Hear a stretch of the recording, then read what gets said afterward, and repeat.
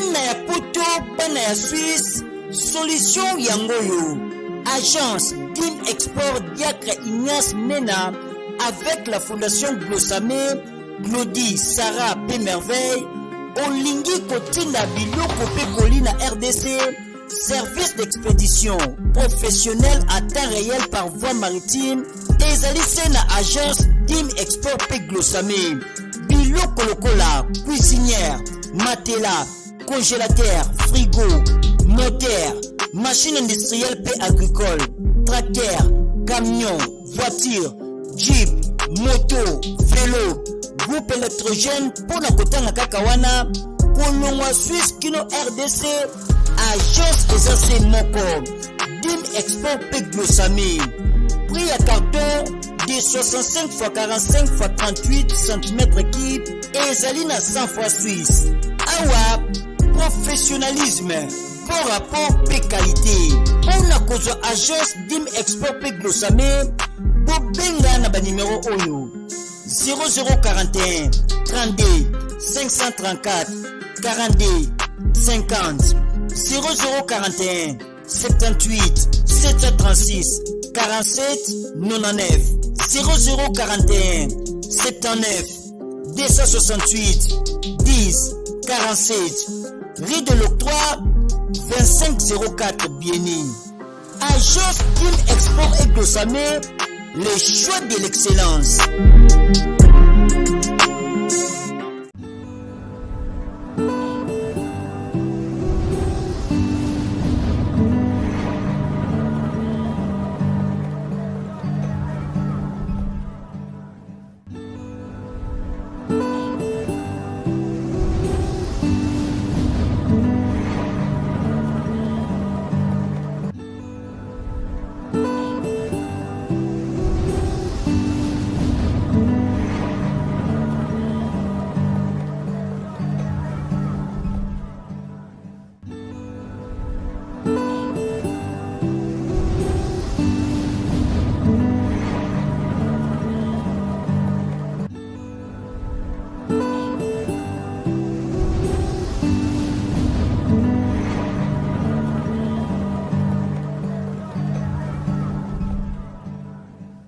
Voilà, on nous sommes passés sur conférence dans Moussala qui tourne au Sala Rabion. Le valeur des sénégalais, moi, comme monsieur, pour la valeur politique et république démocratique du Congo. Cible n'a pas plus. Jeunesse et sidenti, nous avons besoin d'apprendre. Mi-colonial, parce qu'à son tour, avons un devoir à préparer relève au Tolba, Congo à lobby. Bandeko aux relève, tu yo kaba discours rebelle au maréchal Mobutu a pesa rabi que non, na zo pouvoir na zaki trop jeune sous qui moindo. À un moment donné, sous qui komi pembe, lobby na ko kende, lobby na ko kufa, na ko tika pouvoir et pas ya ba jeunesse wapi. Yé a préparer kango selon vision moko malamu, mais ba ini ya Congo démocratique tant occupation et ko détruire et déstabiliser. Donc tout ça les na trois régimes ya occupation, au yaka le 17 mai 97 si 2001, de 2001 à 2018, de 2018 à 2023. Ba régime occupation les autres la République démocratique du Congo passe na biso makasi ezali héritage oyo IDPS ememeli biso ngambo donc makala na moto tozola la tozana kinyate tout ça pourquoi parce que nous sommes trahis par notre propre frère moi na Tchel Sekedi Mulumba le créa c'est Félix Antoine Tshisekedi Tshilombo numéro politique le nom na mbi pona bino moi na mboka maître Nkoma Ngelo azali moko ya ba combattant liberté na République démocratique du Congo président national Congo normal maître Nico Moko va combattre de liberté et République démocratique du Congo, président national à Congo normal, et puis au cadre de la plateforme la Mokezali coordonnée par le président Elimon Namoka Martin Fayulu Madidi. Maître Nico Maingele, bienvenue à l'émission Valeur RDC, numéro de Bourse 2023 bien sûr. Merci beaucoup Mwanamboka Dosta TV, bonne année 2023. Merci pareillement. Pour l'Abisso 2023, il y a année à libération, cette fois-ci ou jamais. Tous les moyens sont bons pour libérer le pays. Puisque le peuple est souverain sur toute autre démarche où ils ont intéressé, tout comme ils ont intéressé, il y a les souverains pour imposer son destin. Voilà pourquoi tu souhaitais bonne année à Bande Cognon, sur la diaspora, rendez-vous avec l'histoire, rendez-vous avec valeur RDCienne cette année ou jamais. Merci beaucoup. Il s'appelle Maître Nico Mayengele, ensemble naïe par rapport à programme émission le Togolobé la Likambo, il y a enrôlement de CENI Boebi qui ça fait pratiquement un mois si je ne m'abuse pas, un mois depuis l'activité il y a enrôlement, il y a des citoyens congolais et banda qui est dans la République démocratique du Congo et puis dossier EAC plutôt. Merci beaucoup. EAC et puis affaire bicelée les autres posé problème dans la République démocratique du Congo. Où en sommes-nous dans l'affaire M23? Bayoganarani na IDPS.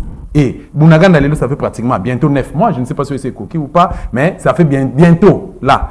9 mois, Mboka, ils allaient toujours occupés. Bounaganda, ils allaient contrôler et pas à Bahini. Rwandais, représenté à M23. Mais toujours, on a de gauche à droite, déclaration, il y a porte-parole, Nabango, Ilingo, Maya, Lobiki, Bazali, mouvement militaire. Où ils allaient qui? Ils ont un IDPS, alors il y a eu des accords entre Bango, ils ont posé problème tant que parce que Félix ne respecte pas les accords, ils ont tenu toujours dans la parole, Bango, alors on se pose des questions, Félix a Mukolo Congo, Bakolo Congo, ils ont dit souverain primaire, ils ont dit biso résistant, ils ont dit Congolais, ils ont dit Kimbango, Tozana doit défendre une bonne République démocratique du Congo, donc, mais ce Félix n'a aucun pouvoir, il n'a pas,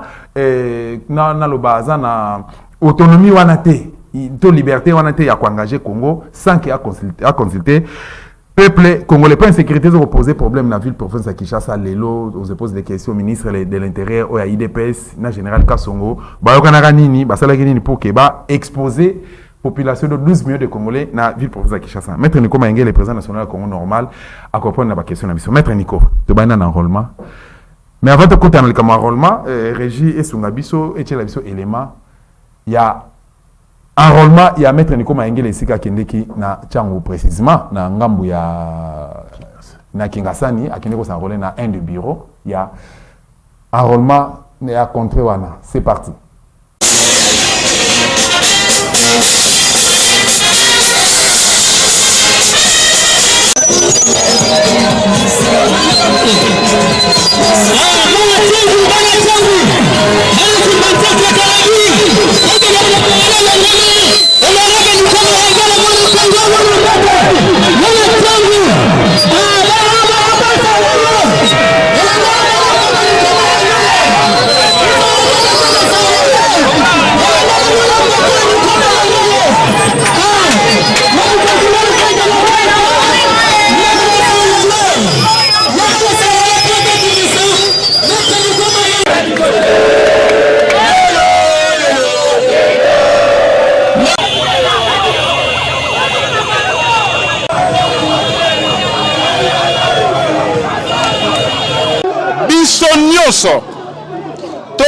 Kende davantage qu'on a carte d'électeur pour na revendiquer libération à Congo on a biso carte d'électeur et ali code d'accès carte d'électeur ali monduki carte d'électeur ali carte de libération nationale carte d'électeur ali droit civique ndenge tozui carte boy ba mataba kita il faut élection ça nini il faut élection ça nini ce que l'élection ça limité to ça nini to ko revendiquer article 64 monsieur Kadima mes services ba service ya Congo normal bana ya Congo normal bana ya Lamuka to enquêter to monique taux d'enrôlement en assez on atteindre même pas 10% objectif assigné.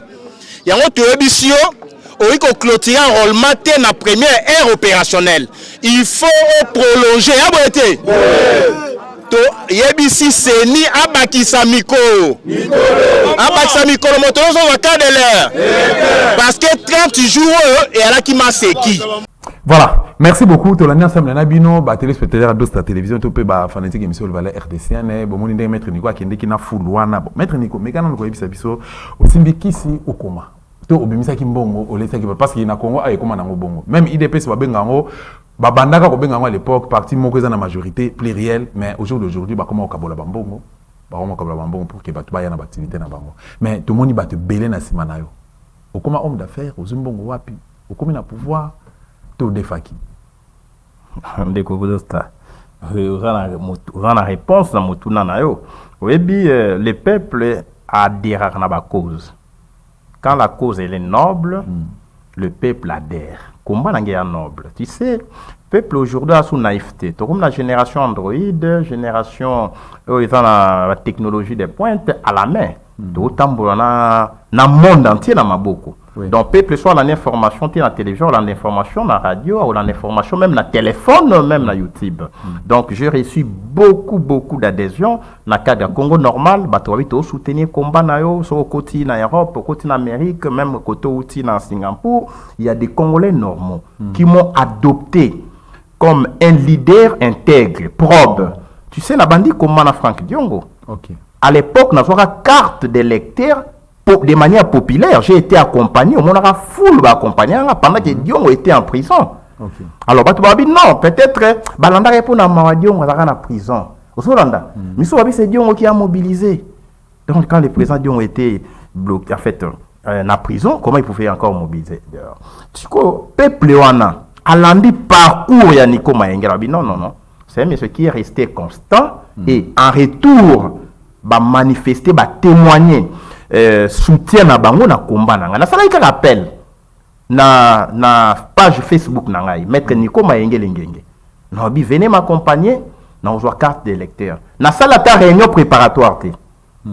Ko bengi sa ba congolais normaux ko fanda tout ça rien. Na sali polo té. Bato balinga ba misa la ba polo na bi sala ba polo té parce que na imaginaire électoral les gens pensent que si on fait un polo au PCA 500 fois au 1000 fois au 2000 fois. Vous comprendre. Bon, à la naturelle, puisque Nico Mayenga est naturel. Je ne force rien dans la vie. Et Batobaya est belé. Et il y a eu au moins une vingtaine d'enrôlements de candidats députés dans Tchango. N'a pas de pouvoir, n'a pas d'opposition, n'a pas de société civile. Tant Nico Mayenga a une carte le 17 janvier. Na 10h, na Euroclub, na Kingasani. Bato nyonso baza kanina na Tchango baso ki nomté balancer enrôlement là-bas le même jour. Il y a eu des gens qui sont sortis du 17 mai, des milliers de gens détourner ko to mususu ba pesa wa polo ba 5000 ba 10000 francs pour ba kende ko landa député moko ya mwasi na Mikondo. Et j'avais les informations. Okay. Donc ceux qui va profiter je vous dis que Nico Mayenga sincèrement parlant avec toute modestie, avec toute humilité na Tchango, personne ne peut combattre Nico Mayenga. Ça, je te l'ai dit. Et pour moi, quand on a lancé un enrôlement populaire, on a créé dynamique et revendication populaire. Parce que je dois faire les rappels des troupes. Oui, quand vous êtes un leader, quand vous êtes un général, vous devez avoir vos propres troupes. Au Moni, l'enrôlement, on a un drapeau à parti politique moroté. Même pas un Congo normal. Na lati drapeau, na lobby, Congo de Liboso. C'est ça le Congo normal. Et les gens baillent belé, bato baillent sont maître Nico. Ngana écoute na fanfare, maître Nico ngana ina musique. Maître Nico ngana ina balance voix. Na bango, transport na bango. Tant na keko zo carte na Kingasani na EP12. Na zui na classe ya deuxième A. Est-ce qu'on attend la deuxième primaire A? OK. Na ba mwanansele, bampia, la deuxième primaire. Ozolanda.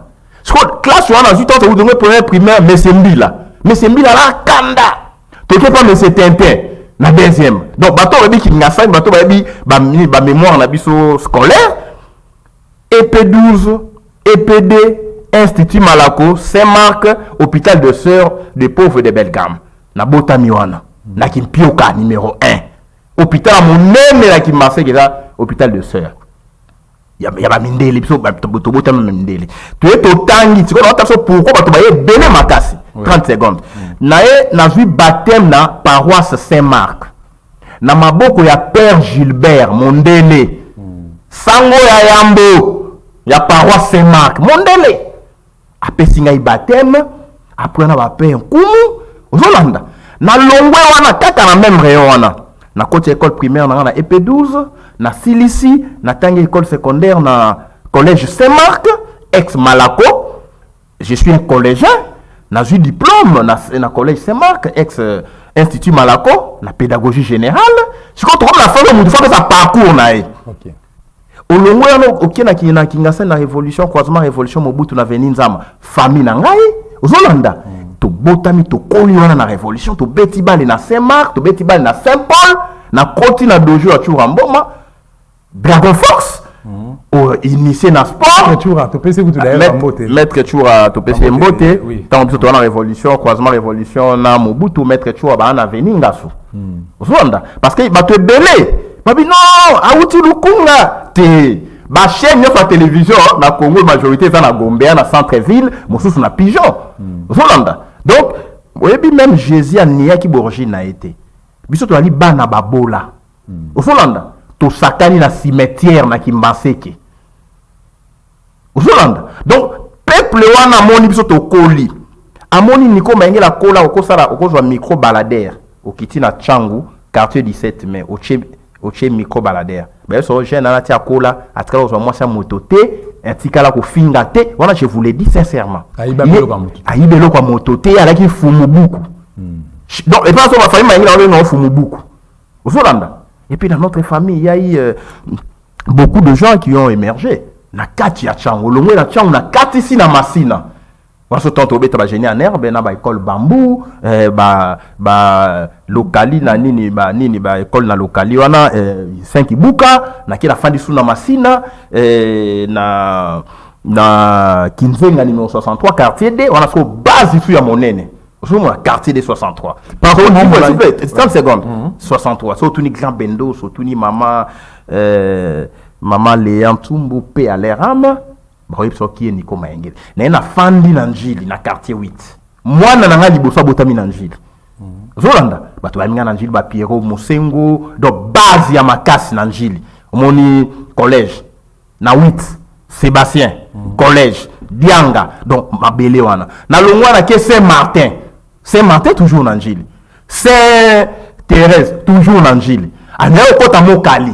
Donc ma fandi na ba commune nyonso au point que na travaillé même na Maluku quand j'étais vérificateur des recettes na direction générale des recettes de Kinshasa. Au Zolanda. Na sele na fandi na Kaseta. À l'époque on avait un Belloc tant au kola. Mais ce que tu vas comprendre après la bloc. Donc moi la soleil ça dit Belloc. Donc bloc après tout ça tout ce qu'on pouvait faire na chance. Ko moto aba le besoin de carte d'électeur. Na ba condisciple. Na les amis d'enfance. Na ba fanatique na bato ba soutenir combat Maengele na bato ba bi famille na bato ba bi paroisse na sala kolita parce que je suis ancien na kolita à Saint-Marc. OK. Vous comprendre muta formanga na kolita et ali grand frère Rémi papi Rémi Kabisa asa aujourd'hui au cadre na OCC directeur na OCC tu vois les références wana. Alors, Motoandengwana, il a travaillé dans la ville, j'ai recruté les gens, j'étais secrétaire général de Fangiongo, je suis avec le président Fayoulou, l'un des radicaux, permet le président Fayoulou. Motoali Bosso a identifié qui M. 300 maisons, Ali Babaye 40 voleurs, n'a dénoncé duplicité. Il y a M. 300 maisons avec Chilombo, Nicolo Monkoto, Monkoto. Ce qu'on Lamouka base, la grande famille politique à Lamouka. Babine, mais, ceux qui vont se bayaki. Oui, mais qui vont mobiliser de la police pour pas penser. Donc j'ai anticipé. Dès que ce que tu n'as avant que la police soit pas là. Mais ni en place pour assurer ou pour garantir sécurité na yo na bato nyoso balanda ki. Pour te ébi comportement police na biso ngala mona na bino bolimbisanga mais moi professionnalisme comme tel ezala kalsouté. Na des joie qui cou parce que ça la politique faut en a information renseignement. Na epsi batuto se rassembler devant espace Aéroclub na quartier 3. Tant on a eu l'information na bengi ba leader ba nini ba mobilisateur na ngai parce que j'ai vraiment des mobilisateurs sérieux na bi bo kitana kin marché bo créer une fausse base na kin marché to tiki vraie base na Aéroclub et na décalé d'une heure du temps mon arrivé il a fallu là quitter à 10h bateau ba qui na 10h le député m'a coïncidé sous activité les cas escale on a ben on la base des centres nanga ya kaboli ba polo kaboli ba mbongo au Solanda.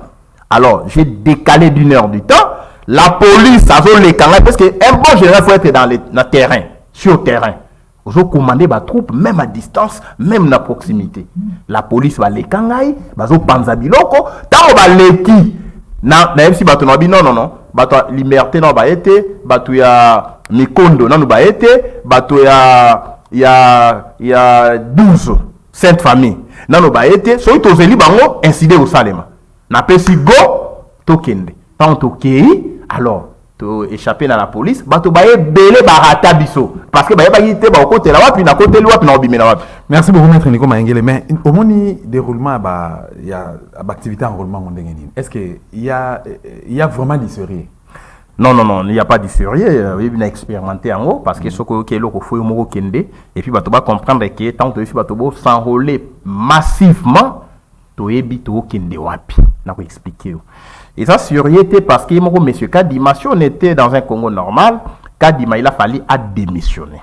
Okay. Il fallait Kadima démissionner. Tant que vous sali évaluation lobby non, tu as un problème, il y a recrutement, problème, il y a formation. Il a fallu que tu aies un centre pilote, mais tu lancer un enrôlement et tu naviguer à vie. Mais ça, c'est gravissime pour quelqu'un que l'on présente comme expert. Comment un expert peut naviguer à vie? Comment on ça l'enrôlement sans révision à la loi électorale et fait sans révision à la loi portant identification et enrôlement des électeurs? Tant que lobby qui a enrôlé ça en France, en Belgique, en Afrique du Sud, en États-Unis, je crois qu'il y a au Canada. Maintenant, ils ont régi dans la loi Nini. Les modalités d'application, il y a extranéité, il y a enrôlement, c'est-à-dire enrôlement étranger. Ils ont encadré dans quelle loi? Vous voyez qu'ils aventure. Mais en réalité, le secret, c'est quoi? Le secret enrôlement peuple et babo solo. On a soukoumi régime, il y a des frappeurs. Batché couleur, to soukoumi bango. Bah, si ka di ma lancer enrôlement qui boudi. Oui, qui boudi, hein. Tant to ko la un mot bobé tabac les 100 poteaux. Donc, bobé tabac le bito marqué à sans organisation, sans classement. Sans classement, sans poteau, sans arbitre qui boudi. Vous voyez, lancer kaka bango bakoboya. La nanga très des peuples bon politique hein. Bah ça lango avec un troisième œil. Il faut que monde au peuple au monde até au quitter ça on a niveau à peuple expliquer. Balancer enrôlement sans préparation, sans que va recourir à tant ba expert électoraux, ba chez électoral 2006, 2011, 2018 pour que ça là et là au mort y a moi propre. Bazui ba taliban. Bazui ba tomoro boya ba parti politique, ba tomoro non formation, mon tomoro la premier contact na machine pour la première fois d'enrôlement. Ba che bangwana, ba bandi tâtonnement. L'intérieur, ba groupe électrogénéalité. Ba batterie réseau c'est déchargé. Est-ce qu'on recharge batterie et zaté? Donc on va lancer en Wezalaïnin. Biso ba résistant, to boycotté. To boycotté, ça peut le coquin d'enrôlement. Bango ba soit prétexte. Ba bengi sa dialogue pour n'a pas glisser 2 ans. Parce que ba ko ça élection té en décembre. Parce que on va bimi ce calendrier. Élection en décembre. Pour la biso élection à li révolution électorale, libération nationale, code d'accès. Et l'effet déclencheur, l'effet mobilisateur, c'est le processus démocratique. Il y a moi dans la Motamaele et à l'idon. Au Hollande. Le quoi tu dis que bateau va encore ça élection té. Et que le monde entier, bah que sont revendiquer l'élection au sein d'infraction té. N'a pas si? Sont revendiquer droit civique non et infraction té. Le quoi va bien l'élection en décembre. Mobiliser notre peuple. Soit carte d'électeur pour tout qu'il y ait une libération électorale, tout qu'il y ait une libération démocratique. Si vous passez l'élection, tu bengani bango. Si vous passez l'élection, tu as ma bé, on proclame les résultats, les vrais déjà dans les bureaux de vote car au fichier. Si quoi, bango va coincé. Même que l'élection a été, on négocie 2 ans à Macron. Macron convainc le Conseil de sécurité. Soit 2 ans, Bissau c'est déjà peuple. Sur l'élection exactée, la transition sans M. Chilombo. La transition sans politique à la tête. Laissez-vous comprendre. Comme ça, M. Chilombo, Bengane Kananzela Oyakoti. Le roi Oba qui est comme la démocratie à Moïbi. Ça va à malin demi. Laissez-vous comprendre. Et prix qu'il croyait prendre. Voilà pourquoi, si notre peuple, soit carte d'électeur, à tabac noir et blanc. Pour ne pas identifier Malamoté. Parce que ça crée la confusion. Même tout Rwandais, même Ougandais, même Burundais, tant que tu photo en noir et blanc, on peut se ressembler. Mais si on tient photo en couleur, non. Même si on ne juge pas quelqu'un sur base de faciès, on comprend. Mais dis-moi, bisous côté banaka. Donc, et donc, en noir et blanc, c'est un complot. On ne peut pas partir de carte en couleur pour la carte en noir et blanc et qualité 0. Donc, c'est un complot. Et puis, tu vas dire non. L'information, c'est un code tiers. Mais code tiers, on a information. Vote électronique T. Vous avez ça. Oui. Donc, carte d'électeur, aucun de voter, tu vas sur la machine et tangi bani l'information. Vote et semi-manuel. Donc, ici, tenter parce que tous on a des formations, notre peuple a suffisamment éveillé, bateau et basali qui élection, il y a tout soit fait ça et dans la chaos, mais le chaos ça peut donner lieu aussi à un autre chaos qui va devoir vous balayer. Donc on prépare qu'on peut sa moto et qu'on dit qu'il s'est copé. Voilà pourquoi toujours mesure il y a danger, risque ils sont entourés processus pour que tout positiver en haut, tout transformer processus électoral dans processus de libération de la patrie. Et tu as combien de temps pour mettre fin à processus et enrôlement? Monsieur Kadimana qui n'a prolongé de 14 jours et là OK. Mais difficulté mon après analyse tout ça na recherche na biso que situation vie suffit contexte et toute situation il y a RDC les lombes qu'on a mis occupé. Pourquoi qu'on procéder à enrôlement pendant que ba identifier ba vrai congolais? Parce que mibe kombo ke lobby ba nani o ba sengeli ko zala enrôler et ce sont des natifs ya mboka. Il fallait pas enrôler. Mais recensement c'est limité, bah identifier bah vrai congolais té, bah moko enrôlement. Est-ce que danger est limité? L'objet de la pour la information nous tous en langue, tous en information que non, il y a des étrangers bah s'enrôler, y compris les militaires et les policiers. Il y avait aussi des étrangers sous Mobutu bazoka identité zaïroise, mais à un moment donné bah il faut boto la bango. Oui, bien sûr ça là, c'est un processus depuis 2001, depuis 97, il y a eu une forte infiltration même 96, même déjà sous Mobutu. Vers les années 70, il y a eu infiltration dans le cabinet. Mais la beauté de la libération, c'est quoi? C'est pour libérer, il faut faire les toilettages. Il faut tout balayer la République. Il faut qu'on combo la école.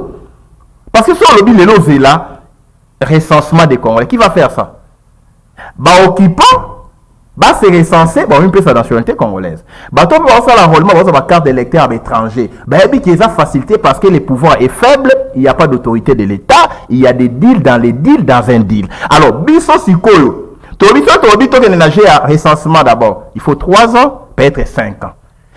Incompétent, na bokonzi, médiocre, livrer Congo, na monde entier.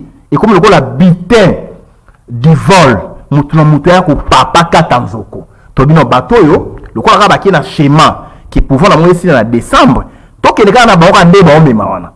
Kibuli. De sorte que tu dois libérer, tu reçois la vraie recensement, tu reçois la vraie identification et enrôlement des électeurs. Donc tu bandela so ba sotonyo soyo quand le Congo sera libéré, tu bandela. Maintenant comment libérer le Congo? C'est là que les moyens divergent. Il y a des gens qui estiment que on ne peut pas aller à l'élection puisqu'on a fait ça 2006, 2011, 2018. Mais si quoi, ceux qui ont tenu moi à l'Ibosso dans quelle il y a mis Balé à Zuité, il y a mis ça dans quelle cité, encore ça l'exploit. Donc quand on a dit l'élection, libération au Koya. Dès lors que le peuple a conscience que nous avons libéré Mboka. Parce que ceux qui ont dit que non, voilà, non, on ne fait pas le schéma libération sur le plan pacifique, sur le plan démocratique. Un peuple non armé, un peuple à Kanda, Télémi, à plus puissant qu'une bombe atomique. Je crois que tu as croisé les bras, tu as dit voilà, on ne fait pas les élections dans un pays occupé. On ne revendique pas la libération dans un pays occupé, dans un processus morosongoloto électoral. Tokani Maboko, les Congo devient quoi? Boana Mandou quitté, Boana arrière-base, tous les 9 pays voisins. Contre le Congo, on a besoin d'insécurité dans le Congo, faiblesse d'État. C'est pourquoi on a mis 21 ans. Au moment où tu as dit, il y a une élection. Mais allez, c'est son schéma. Laissez-nous comprendre. Parce que Bisso 2023, il y a 2018, il y a 2011, il y a 2006. 2006, tu gagnes l'élection, Bemba a préféré qui ou a préféré qui. 2011, pour ce qui a gagné, on a la ma bébé. 2018, il fallait le Bokondi. A négocié avec Félix T. Zolanda, a la pongia ba bébé T, tout ça les résistances, ti les loups. Au moment où il y a moins de différence, il y a processus il y a 2018, ti 2023, ça peut atteindre la maturation et ça peut produire les effets escomptés, la libération. Parce que puis dans la pacifiste, donc on se contredire T. Nico Mangi la Sima Mandou quitté. Dans ça la rébellion T. Ce qu'on a reprenait violence alors que je ne maîtrise pas les arcanes, il y a violence. Il faut comprendre. Donc, mon toi expert, il y a violence. Ah, que Minanzela, il y a violence. Bien aller expert dans le pacifisme. Oui, modèle là c'est Gandhi. C'est fier un avocat. Modèle là c'est Mandela. C'est fier un avocat comme moi. Modèle là c'est Abraham Lincoln. C'est fier un avocat. C'est lui qui a mis un terme à l'esclavage aux États-Unis. Vous comprenez? Obama c'est un avocat. Clinton qui nous a agressé avec les Rwandais, c'est un avocat au point de tuer Mouzé. Vous comprenez? Donc ici, Nico a une formation, a des modèles, a aussi la combat avec Martin Luther King, bon aussi la Martin Luther King en termes de Mandouki. Laissez-moi comprendre. Mais si De Gaulle, la France a vu Mandouki, l'avocat, Oyo pacifiste, a condamné De Gaulle pour libération de la France, et il y a qui l'en dit là, De Gaulle, et les pacifistes, et Bato Bali, Bato Bitumba, guerrier, savourer la libération de la France. Voilà pourquoi j'ai dit, tous les moyens sont bons pour libérer le Congo, pour que le Congo ait la libérer. Mais moyen à poni est pacifisme. Mais ça vous comprendre. Mais si vous poni violence, respecter point de vue nanga, n'a pas respecter point de vue na yo, mais to kabwanate na démarche pour libération ezaka nini objectif et alimoko. Laissez-vous comprendre. Mais ce que et là l'ambition ya nini? Ngana obunda na sensibiliser. Non, il faut la libération. Mais le peuple a eu conscience, le peuple a informé dans le télémanding. Laissez-vous comprendre. Libération ne se chante pas. La révolution ne se chante pas. La révolution, ce n'est pas un fait spontané. Dans l'histoire de la révolution, ça se prépare d'abord sur le plan discours, sur le plan conscience collective, la prise de conscience, l'organisation. Laissez-vous comprendre. Quel est l'état des lieux? On doit faire l'état des lieux à combat et à révolution dans le Congo. Libération dans le Congo. État des lieux. Ça fait de 2001 à 2023, ça fait 22 ans. Donc, RC Dazu Mandouki, Mandouki. M23, CNDP, RCD, MLC. Maintenant, tu es au KT. À ta rébellion, moko ya diaspora na Congo, babi tu es libéré Mboka. Vous comptez quand on a peuple qui sont mobilisés. Laissez-vous comprendre. Alors, tout le poteau colmater les brèches. Il n'y a pas que vous. Il n'y a pas que vous, Striting Nabino Lamuka. Il y a aussi bon nombre de la diaspora. Sur place. Tu as vu l'histoire de la Révolution française. Le monsieur qui avait pris les devants, il n'était pas en France. Il n'a pas été. Azalaki plutôt en Afrique, on a autant à combattre pour la publicité. Donc, même de loin, on peut faire un grand travail. On peut plutôt abattre un grand travail. Donc, sur le but que nous avons la diaspora, c'est l'autre côté. Je ne sais pas, parce que nous avons des gens qui sont des fois, nous avons collaboré, nous avons ignoré, non, on habite la diaspora, c'est l'autre côté. On habite une frange. On va démobiliser le peuple. Papa, si on a vu, on habite non, on a la pédagogie. On a les arts martiaux. Non, respecter au thé. Il peut respecter ngai. Problème est pas respecter combat ba Nico Maengele. Il faut respecter combat ya diaspora. Zolanda, objectif libération, une frange, il y a un discours, on nous a infiltré à tous les niveaux. Discours, peuple congolais, c'est un peuple faible, n'est-ce pas comprendre? Peuple congolais n'a pas aucune élection pour Nanini, mais ce peuple a une élection revendiquée, tu vas féliciter les mêmes peuples. N'est-ce pas comprendre? Ce qui peut une branche forcément outil quelque part, bah libérer peut comment te saluer, n'est-ce pas comprendre? Donc ici, tu sais, moi je travaille avec la diaspora. Mais qui fait quoi? Vous comprenez de Kodosta? Oui. On sait, oui, très bien, degré intégration, il y a la diaspora. Tout à fait. Oui, très bien. Mais non, il y a une branche. Oyoyo, bah ça la j'ai ennemi. Ok. C'est dangereux. Laissez-nous mobiliser. Laissez-nous comprendre. C'est la complémentarité. Ce n'est pas l'exclusion. C'est-à-dire, si moi je prends tel schéma, ça exclut tel autre. Tout ce que moi je refuse ici de Kodosta, c'est l'unilatéralisme. Libération est dans mon côté. Et quoi dans là oyo, et quoi dans là oyo, et quoi dans là. Laissez-nous comprendre. Même un bon matin, tu vas la démissionner. Merci beaucoup. Même un bon matin, oh non, voilà, Nico Maengele a bien que tu as changu ben de carte d'électeur, Betty Massassi, Zolanda, et Batouba Koufi, et Chango Tomboki, et libérer Mboka. Laissez-vous comprendre. Donc, même le 4 janvier, Bakina la barote ko tolongenda ko tojo benga na Belge, ba enda match na stade. Donc pour nous, tout motif pour permettre biso de libérer notre pays, il faut ça saluer. Maître Nico Maengele, position de Rwanda Lelo à l'égard de la République démocratique du Congo. Rwanda est un pays anglophone. Mais comment tu peux justifier et loko on a évité Emmanuel Macron dans la mieux placé plutôt n'a pas diplomate français ba ko pesa biso lumière ko expliciter likambo à l'égard et opinion nyonso ya mokili mobimba Rwanda plutôt un pays anglophone mais ba pesi bango responsabilité à francophonie oyo d'ici là je ne sais pas dans une semaine et ko activité na ngoza awa la République démocratique du Congo. Comment expliquer cette histoire-là? Oui, bien, 30 secondes par rapport à combat et à libération. Ça me tient à cœur puisque je travaille là-dessus depuis plus de 20 ans. On peut faire exemple, il y a De Gaulle, un pays africain, en Algérie, une autre branche là qui est en Grande-Bretagne. On a créé un Conseil national de résistance. Conseil national de résistance. Là, dedans, il y avait le ministère à finance, branche à armée, branche à communication. Alors, nous communiquons. Vous prenez les autres branches, il faut comprendre. C'est très important. Mais notre résistance n'est pas suffisamment organisée.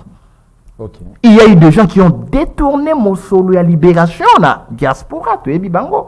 Surtout libéré, pourquoi résistance? Il y a une libération. Il y a des gens qui pensent que Koloba dans la télévision, révolution, sans être organisé, juste pour son infra alia. Et comme ils font des commerces, ils ont habité ça l'état de lieu à combat et à résistance. Vous comprenez? Moi, je vis de ma profession. Même tout le monde, les gars à la TV, libération, mais on ne s'organise pas. Il n'y a même pas de réunions secrètes. Il n'y a même pas de noyaux secrets. Laissez-vous comprendre. Mais on a vu la structure, on va faire s'il vous plaît, Tika. Très bien organisé. S'il vous plaît, Naïb Mamnaoloba. S'il vous plaît, Naïbi. Zolanda. Donc ici, on a mis 20 ans, non, mon cher? 22 ans. Ok. Moi, je vous dis, cette année, nous devons libérer les pays. Merci. Alors, pour la question francophonie. Oui.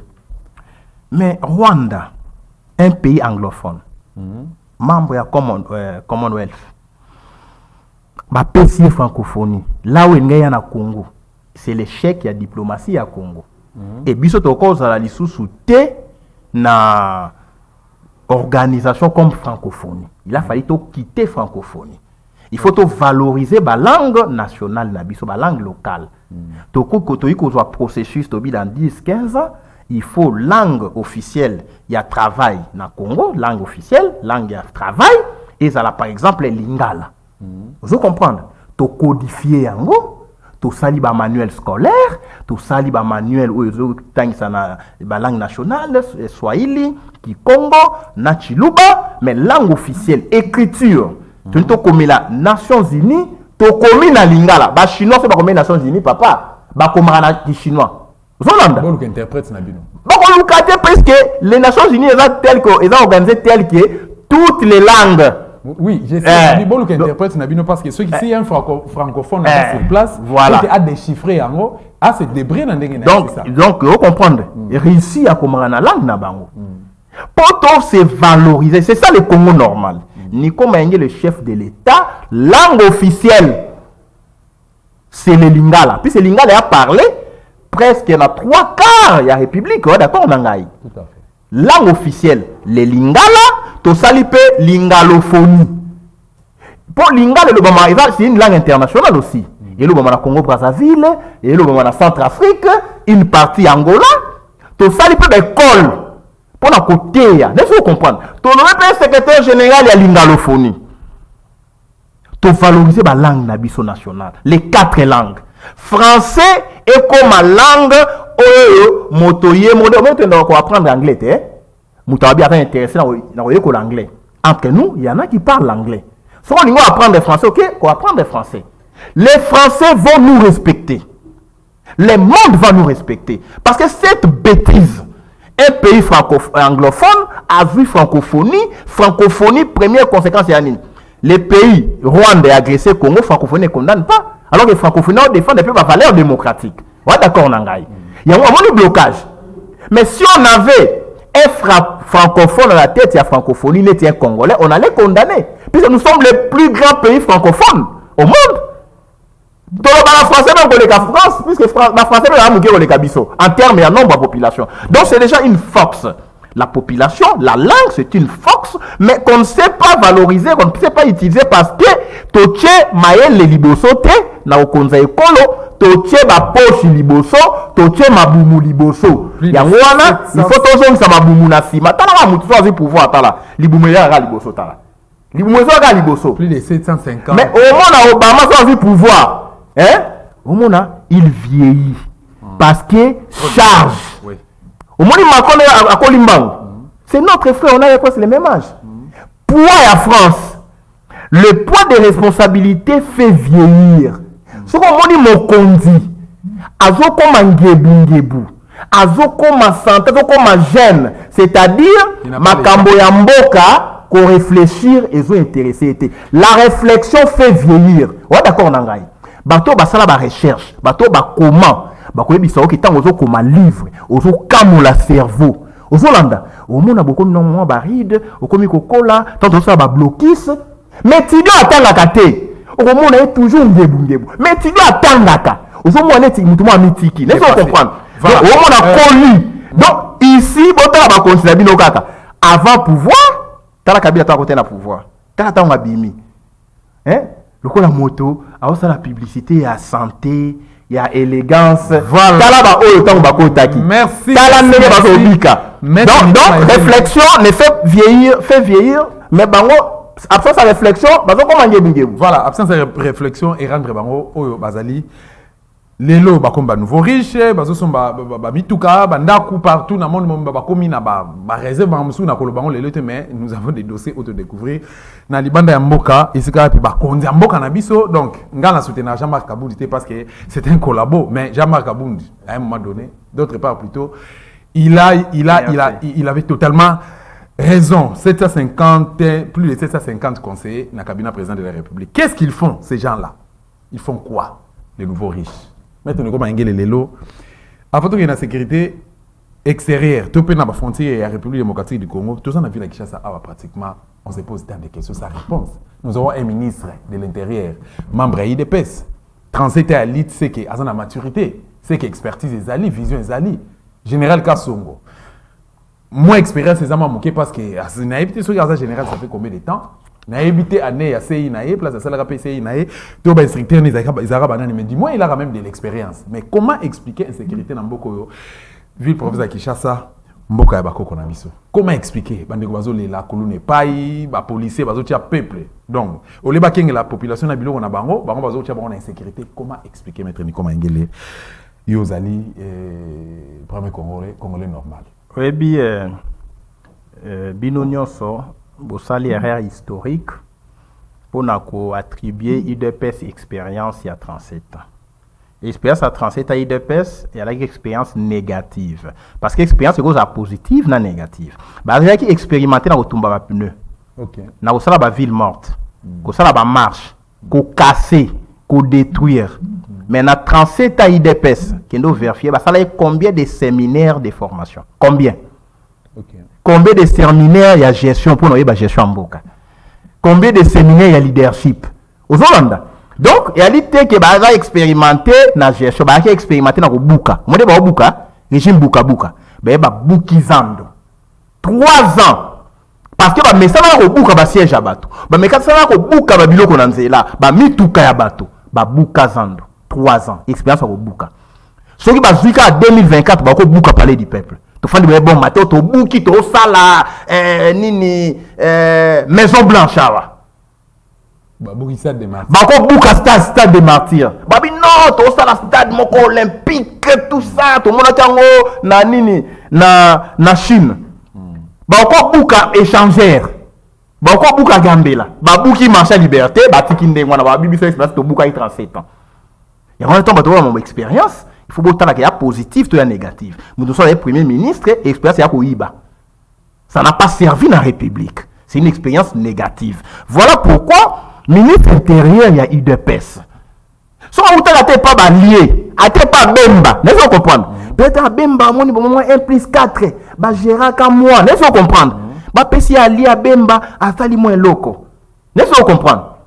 Mais si vous avez UDPS, qui n'a jamais géré, spécialiste de la destruction publique et massive, pour PCA sécurité, ça n'a pas. Conséquence, au moni, na sali enquête, na kiti na Mikondo. OK.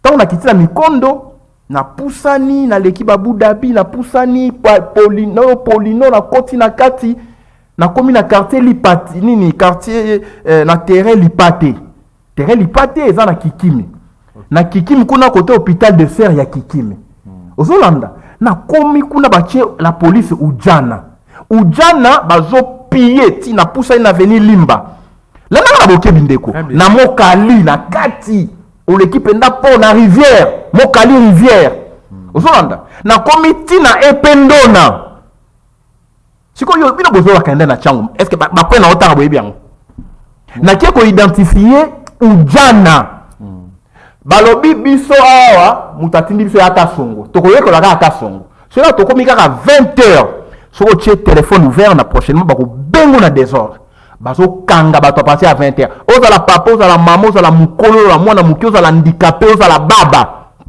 ata na uniforme soki bakangi amende 200,000 code na bango Kasongo la na très bien lo mwana ba ujana no tie kuna na mikondo na Kikimi na epe ndona na simatere Lipate ozolanda na avenue Limba na Mokali rivière tiba kota Santino kuna na CPK na kati longola bango code na bango eza nini code na bango ya liso gangi Facebook tina WhatsApp il a dit si arrêtez-les fouillez il faut tout prendre ne rien laisser Facebook tina WhatsApp bo fouiller bango tina ba sous kilote na ba sous vêtements ba maman na ba soutien Facebook ti WhatsApp ba bengisi motuka moko et ça le mis à 4h 5h il y a 207 voilà journée kaka semaine passée awa OK ba ujana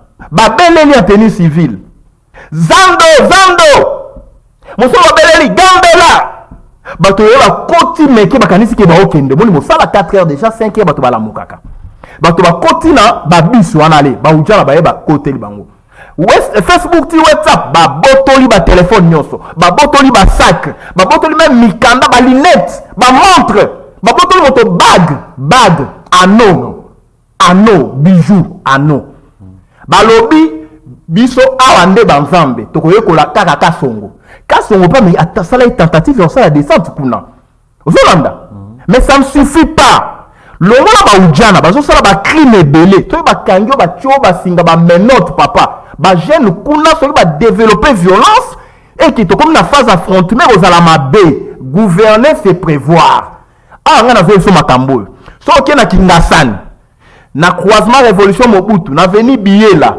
na veni Takizala. Vraiment avec ma précision, c'est oui. que aux acquis sur le terrain. Mais je vous dis que dans une carte d'enrôlement na Tchango ya maséquité, c'est chez moi. Pourquoi pas OK na solo na ba responsable na bango ya Tchango.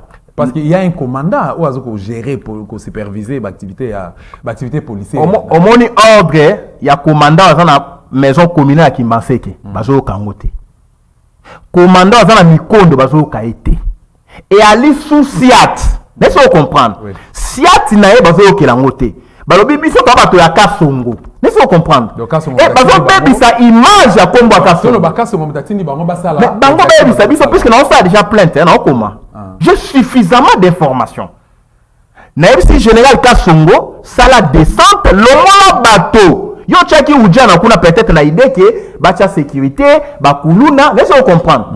Mais mission assignée est atteinte. La police est là pour sécuriser les personnes et leurs biens.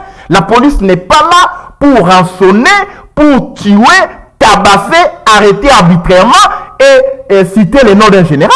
On a besoin d'exposer le général Kasongo. Alors que peut-être à niveau de dérapage, tout comme on a l'autre côté.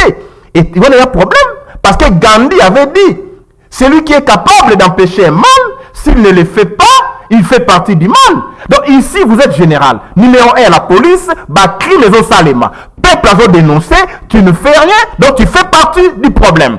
Voilà insécurité. Et ça, kakawanate. Au monde, Kingasan, Ngamboyo, Ngambo ya nini ya Ngambo ya révolution, Babenga nini, Bunya. Ngambo ya Beni. Laissez-moi comprendre. Ekiri va s'affronter. Armée rouge, armée noire, armée verte, Oliboulou à ceci. Mais si on comprend, tout ça na Kinshasa. So kat ici na Masina, rail vers insécurité impossible.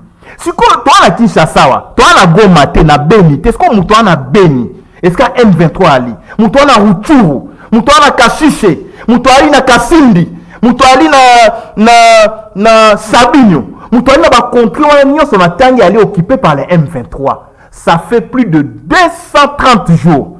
M23 sont occupés Congo. Et vous avez un pouvoir à Kinshasa, bah vous faites la fête, bah vous qui Davos, Forum international économique, pendant que les terroristes vont s'annoncer na Kasindi, bah bombarder, on parle d'insécurité, bah bombarder, bah bois qui bombe dans l'église, bah to bah koufi le bilan 14-16 morts, plus une trentaine de blessés. Et on n'a pas tout ça réaction il y a gouvernement tout le gouvernement central il y a RDC et ça là par rapport il y a mort rebelle mort tragique oh ça la passe et ça même insupportable inexplicable maître Nico Mangele s'il faut dire un mot et pas il y a tenants du pouvoir l'élo au quoi ça banoni ils ne sont pas les tenants du pouvoir ba tenants des finances publiques ba tenants banda kuna biso bazo infiltrer biso partout bazo filer biso partout on a toute la clandestinité ça fait plus 2 mois. Okay. Pourquoi M23 dans la clandestinité? Ça, c'est pas un gouvernement, s'il vous plaît. Quand on va créer terme à gouvernement, et où tu as verbe gouverner. Gouverner, c'est prévoir. Prévoir, c'est agir. Agir, c'est anticiper. Anticiper, c'est l'intérêt supérieur du peuple et de la nation. On est contenu à gouvernement, l'intérêt public, l'intérêt général. Ce qui est les éléments, il y a gouvernement ne se vérifient pas. Merci beaucoup. Moi, je Nico Mangele, te rappeler que maître Nico Mangele Azali a tombé le goal avocat, mais Azali avocat dans la cour d'appel de Kinshasa, Azali président national de la Congo normal, mouvement et résistance, et puis Azali un des cadres dans la plateforme et la un des proches collaborateurs. Il y a Martin Fayulu Madidi, président élite, qui a le collaborateur politique et République démocratique du Congo. Tout le monde a échangé par rapport à la situation et à ces européens, ça tout passe le camp francophonie. Le camp M23 trahison, il y a gouvernement tout le régime où il y a Chile Gelou, puis tout mais un peu que solennel le camp il y a enrôlement processus électoral na ngambo ya senior allez diriger et pas ya Kadima cousin ba Félix Mona et Tcheki de Mulumba. Merci beaucoup na ba abonné à Doxa Télévision, merci na ba fidèle à l'émission Valère RDC. Mais merci l'équipe technique qui a accompagné biso. O de se biso tena moni MCMB ya Bruno Nzinga na boni na bosani pété assisté à Bruno Nzinga na kombo ya Die pe ba dostena ba dostini so na pesi. Merci surtout na remercier Maman Catherine Ngwanda, partenaire officiel à Dosta Télévision, on a remercié Banazi en général et en particulier Billy Soukali, Nabosente Maman Docteur, Mbotenayo, partenaire nous à Dosta Télévision, Biden, c'est Serge Ngongomo, Betty Lukunku, Patience Nimi, Solidarité Badadi, Nina, président national, Ndeko Patrick Moulou, Tokote, Nakozo Moussous.